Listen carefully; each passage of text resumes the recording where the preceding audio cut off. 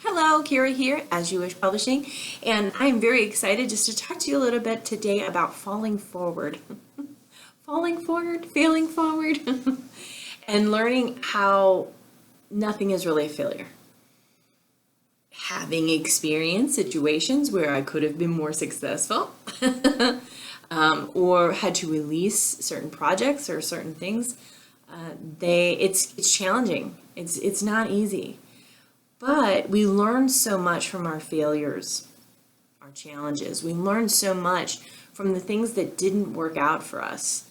And you know that. I mean, I really truly believe that everyone underneath it all realizes that if that relationship had have worked out, if that job had have worked out, if that friendship was still going on, would you be in the place that you're at right now? You know, and sometimes when something falls apart and we're still in the middle of transforming it for ourselves, I understand that it can be really, it can be really challenging to see that light at the end of the tunnel.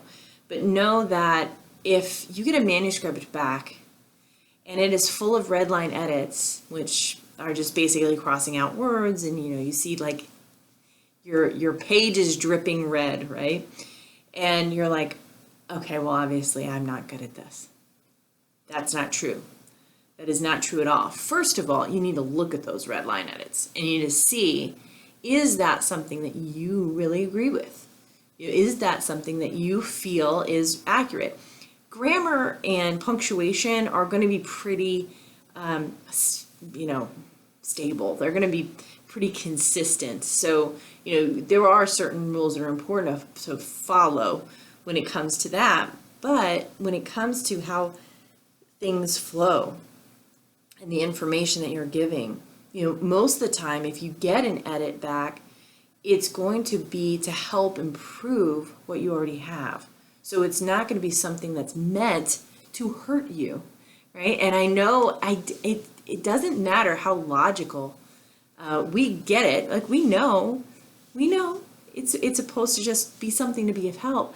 But personally, when I see a line full of a page full of red, I'm thinking to myself, what? What I do wrong?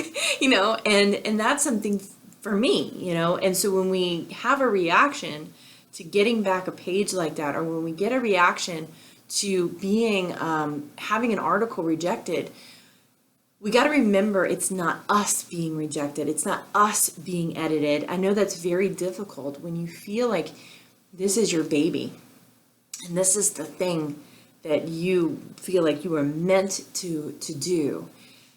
The thing is that, yeah, this is what you're meant to do right now, but another book is coming. More information is coming. That's the thing with a lot of our solo authors is that, they say as soon as they're finished with their first book, they're already starting working on their second one. It doesn't matter how successful it becomes to them because they're just wanting to share. They're just wanting to get the information out to the world. And if you keep that mindset, if you keep that in your head in a way that is readily available to you, you're going to go, oh, good. Oh my good. They're doing their job. They're really focusing on what really needs to be improved in this. Look at how red it is, or, if they reject the article or whatever it might be, which we don't do, by the way, at As You Wish Publishing, we don't reject any of the articles that are given to us unless they're completely off topic for our collaborative books.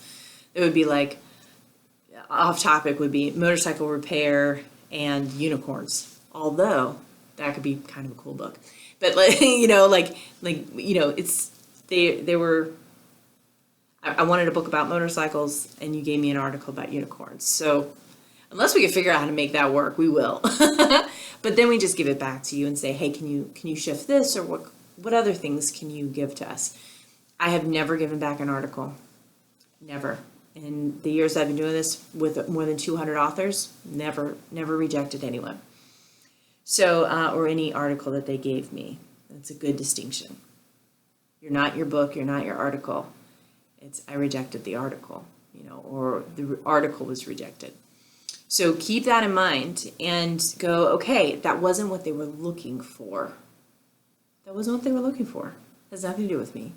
I'm going to write another one and it's going to be awesome. And I'm going to ask them, what is it that you're specifically looking for? And then you can get that information back from them. Now, sometimes they're too busy and they can't do that. But for the most part, you'll be able to do that. So it's a fascinating world, understanding how you can emotionally connect with your writing. And I understand that it's hard to separate those things and say, I'm not my book. But you're not. And more good things are coming. So trust yourself, know that you're in process, and everything is working out perfectly. All right. Thank you so much. Have a great day.